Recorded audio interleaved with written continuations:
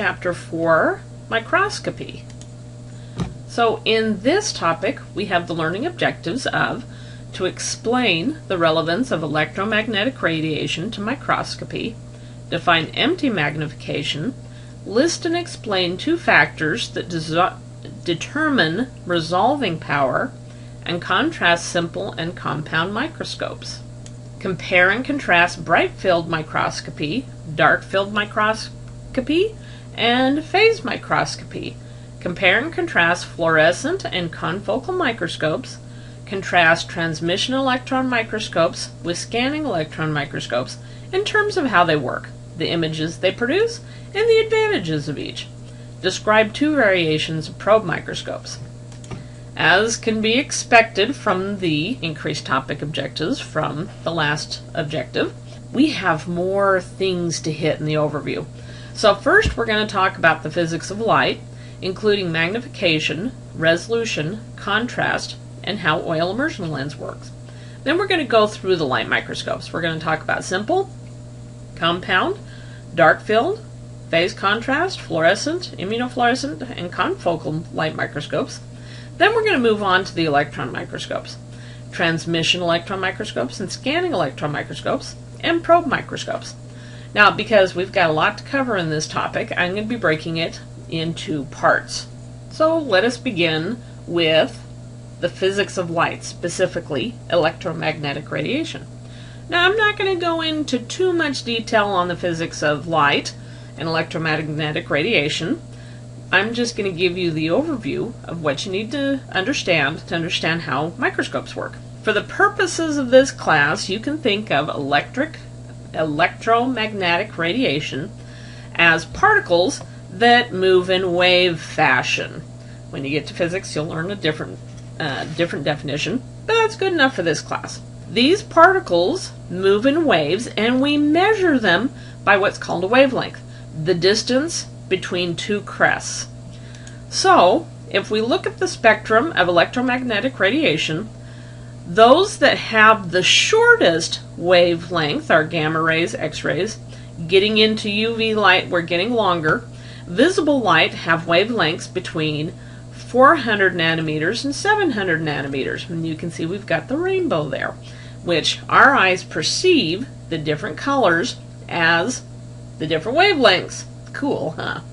Then we get increasingly longer with infrared, microwave, television, and radio waves. The shorter the wavelength, the more energy it has. That's something to consider. Also, we're going to be talking about the wavelength again later when we talk about resolution, why we use electrons versus light when we want to see things that are really small. So now let's talk about magnification, which results from bending light rays as they enter and exit glass lenses. What happens is light is less dense than glass. So when light enters glass, it bends.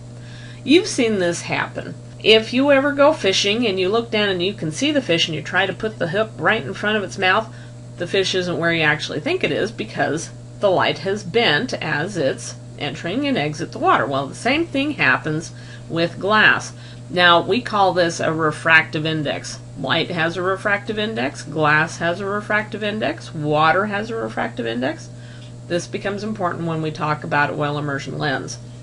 So, in microscopes, we use a convex lens because light, which has bounced off of a specimen, bends inward. And eventually it will hit what's called the focal point, where the light rays cross. Now you'll notice as they cross, they widen where they were initially, and we get an enlarged image. We also get an image that's upside down and backwards because the light rays crossed at the focal point here. Let's see what the effects are. I start out with small images that are kind of hard to see, and we magnify them. Now, this is not a satisfying image. Why? It's out of focus. So let's talk about resolution. Resolution is the ability to distinguish two objects that are close together as being separate. Okay, there's that lovely definition. What we usually use for the term resolution is focus. So this has poor resolution. Now if I improve the resolution, then I have better focus. It's in focus. So here you can kind of tell that there are two oranges here. You can tell for sure because the resolution is improved. So let's talk about how we get better resolution. We have a formula to determine the resolution distance that a particular objective or lens can give us. We take 0.61 times the wavelength of light that we're using and divide it by the numerical aperture of the lens. The numerical aperture is a number recording the lens's ability to gather light. Expect to see these kinds of things in the quizzes and on the exams. Okay, so if we use shorter wavelengths of light and lenses with greater aperture, then we have greater resolution. Here is our lovely electromagnetic chart again. Say I've got two objects that are fairly big. If I'm using a wavelength that is in this area, you can see that the wavelengths kind of sneak in between the two objects, and we're able to see that they're two different objects. Also, you have to have a lens that's able to gather all of the light that has scattered from these two objects. Now, if I've got objects that are somewhat smaller, say these are eukaryotic cells, these are prokaryotic cells, you can see that the wavelengths can't sneak in between. So we're going to see that as one object because the wavelength is too big. We can't see between those two. If we use a smaller wavelength, see, this can sneak in between. That's kind of one way to visualize what's happening. And remember, once again, you got to have lenses that can catch all of the light, because if they scatter, then we haven't caught the light and it doesn't matter what the wavelength is.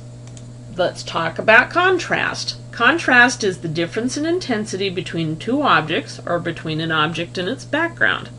So let's look at my picture of various food items on a white background. Now some of you may have spotted the eggs, but are they easier or harder to see than the apples or the oranges? Well, of course they're harder to see because there's not a whole lot of contrast between the white eggs and the white background.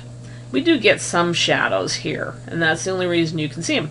Here, because the oranges and the apples are colored, they're green and orange, they have contrast with the background.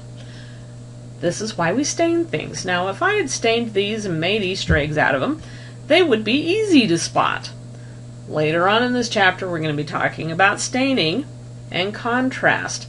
Now, there are other ways to develop contrast, getting shadowing like I talked about here, as well as coloring the cells. Now for the last thing that we're going to cover on this part of the topic lecture, oil immersion lens. You probably haven't used oil immersion lens yet. We only use oil on the 100x objective. It's the oil immersion lens. It's built to be used with immersion oil. This is where we're going to talk about refractive indexes again. So here we have the slide. We've got our specimen. We've got a glass cover slip. We've got air, we've got a glass lens, and we've got another glass lens. What happens is the light source coming from the bottom gets scattered by the specimen. It bends again when we hit the glass slide. It bends, and you'll notice that we're losing this light because it's been scattered past the opening of the objective. Well, what we do to combat this so that we can maintain good resolution with our oil immersion lens is we take oil that has the same refractive index as glass. Isn't that clever? So that light gets scattered here with the specimen, it bends when it hits the glass, but it doesn't bend again here and then here. It just keeps going, and we don't lose this light. Using our immersion oil helps us retain light and maintain the numerical aperture of the objective. Now, if you try to use immersion oil on some of the other objectives, it's not going to work because they're shorter objectives. The oil is not going to contact the lens here, and it's just going to make a mess. So don't do it. On the other hand, if you try to use an oil immersion lens without immersion oil, or if it's far enough away that you have an air gap, we've lost the benefit of the immersion oil. So make sure that you use immersion oil properly. Okay, that's it for this part. We will meet again and talk about different types of light microscopes.